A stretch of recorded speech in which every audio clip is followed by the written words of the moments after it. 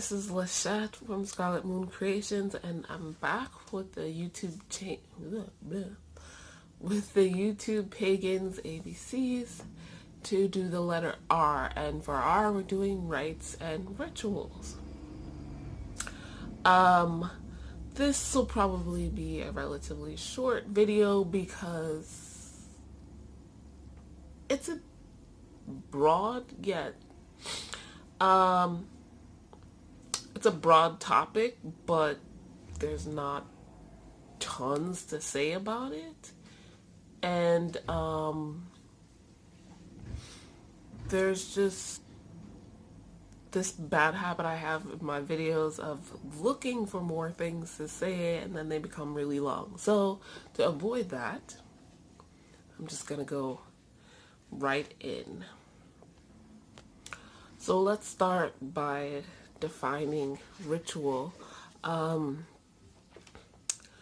to Merriam-Webster, ritual is a sequence of activities involving gestures, words, objects performed in a sequestered place and performed according to a set sequence. And I agree with some of that. Catherine Bell wrote the book Ritual Perspectives and Dimensions, which I am actually quite interested in reading now. Says rituals may be prescribed by the traditions of a community, including a religious community. Rituals are characterized but not defined by formalism, traditionalism, invariance, rule, governance, sacred symbolism, and performance. And Donald Brown says rituals are a feature of all known human societies. And I am inclined to agree. Honestly, before I continue, the Wikipedia page for this is very good. It included a lot of the sources and other information that I had found elsewhere. So to me, my own personal, less wordy definition of ritual is a sequence of events that are followed in a certain order over and over again. So it is the practice of those events, whether they be a celebration or a rite of passage or habits. It's the practice of doing them over and over again is what make them a ritual. Rituals also used in psychology. Again, habit forming or habit breaking. So I think it most often comes up when talking about people who have obsessive compulsive disorder or something similar. And many of those people have rituals that they need to complete before they feel like they can go on to. Also, I believe forming habits and performing rituals, even though they may be small, are often used in psychology to help people deal with anxiety or other issues they might have that might be affecting their mental or emotional health. So I agree, it is not something just religious, but also an underpinning of human society. And it's very cool when you think about it. It's also helpful. It takes, at least for me, off the pressure, the burden of trying to do my own rituals, when you realize a ritual can be big or small. It can be an elaborate ceremony or festival, or it could be the act of brushing your teeth every day. And how you go about doing that. Your physical health, your mental health, your how you greet people. There are cultural and traditions that include rituals, like when you meet someone, you're supposed to say hello and shake their hand, offer your name, things like that. At least here in the Western world, there are other cultural ceremonies and traditions, rites, rituals that people do to greet each other when they first meet. And there are things in between, like relational rituals that we do. Some people have special handshakes. That leads me to think of, even though I've never joined one, sororities and fraternities, they often have special handshakes and things that they say to each other. So you know that that is a brother or a sister in your fraternity or sorority. And there's that. There are rituals within our government, rules and gestures and places that certain things are supposed to happen in. Or I'm trying to think of an example. I should have thought of one ahead of time. But things like trials. They're supposed to be held, certain types of trials are supposed to be held in certain types of buildings, in certain courtrooms, with certain officials who wear, let's say like a judge, they have robes, and only certain people are allowed to be there. There's a whole judicial and language that is used, not judicial, but an entire lawyer language that is used that many don't understand outside of those who work professionally as within the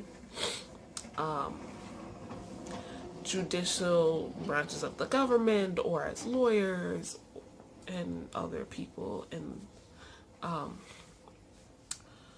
that arena.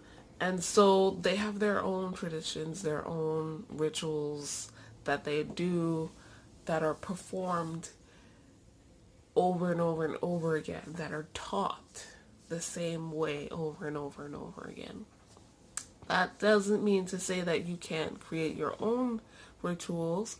Obviously everyone can. And that you can't bend the rules, for lack of a better term, with rituals that have already been created. But it's nice, I think, to have the foundation, a place to start from. Ritual is good as far as that, having a starting point, but also it creates community, society, and we all share this. We all know what this means when we make this gesture, or say these words in this tone, or use these tools, and that sort of like creates a group mind, a group focus, in a certain time period, and that it helps put people in a certain frame of mind. And if there is a task to be accomplished during the ritual, whatever the ritual's purpose is, that is there, and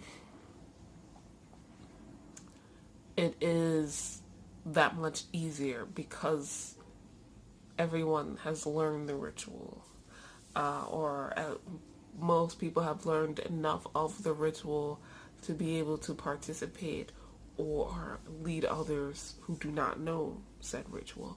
So it brings people closer together. I mean, I already mentioned things like fraternities and sororities.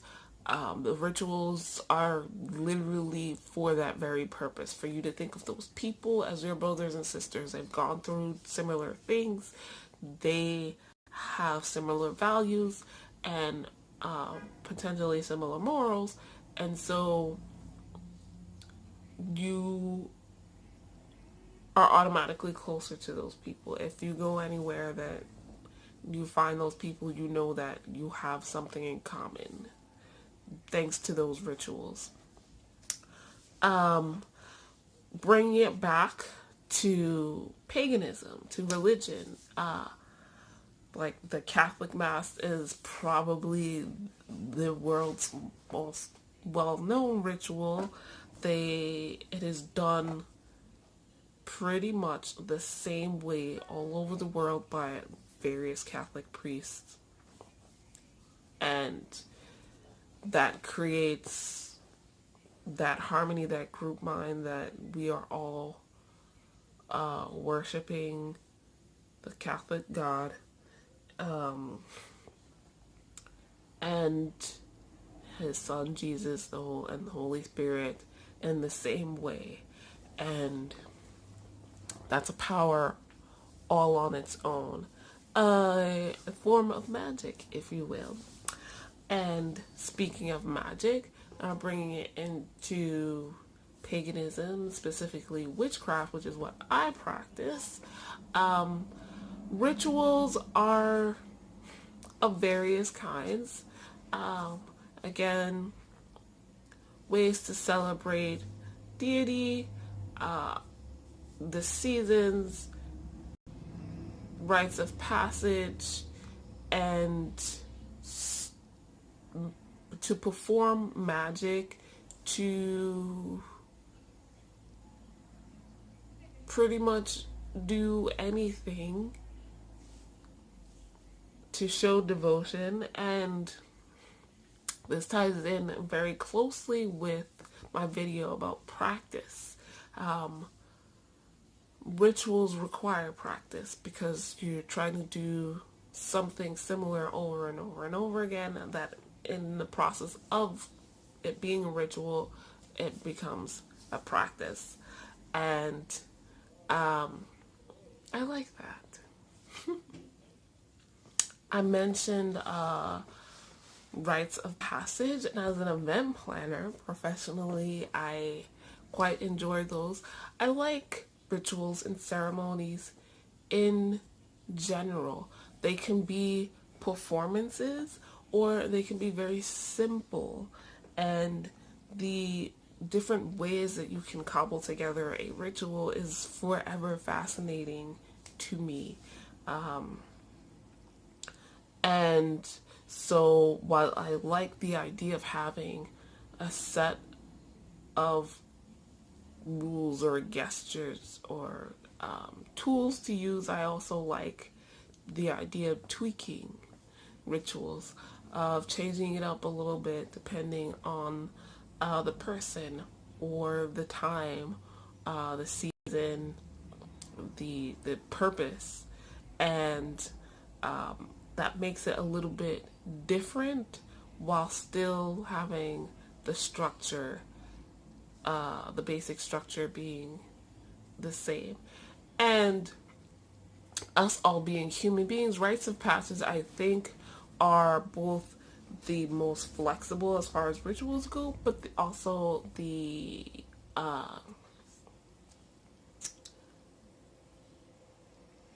most rigid. Like, I mean, there's only so many rites of passage one can have. I say rites of passage, I mean, like, you know, there are rituals you can do for the birth of a child, for the creation of a child, for puberty, for getting married, unions, separations, initiations. Just, there's only so many you can have, but we are a people covering the planet Earth that have come up with millions of different types of rituals for each rites of passage. And I enjoy performing those as a priestess for others, and also designing them, both as a priestess and as a an event planner. So the practical side of things, and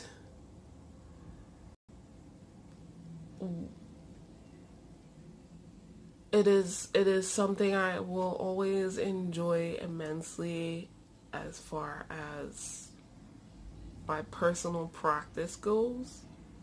The rituals, being one with my coven mates for our coven rituals, and creating rituals for myself in my personal practice, whether they're morning or evening rituals, or full moon and dark moon rituals, the ritual of using my bullet journal, or creating these videos and editing and uploading them. Just, it seems that having personal rituals throughout the day is what connects moment to moment, and I like that. I don't know how else to put it, but I find enjoyment in that process. So, that is all I have to say about rituals. This video was a bit rambly, but I hope you enjoyed it. It wasn't as short as I had planned, but I hope you enjoyed it. Thank you so much for watching, and I'll see you in the next video. Bye!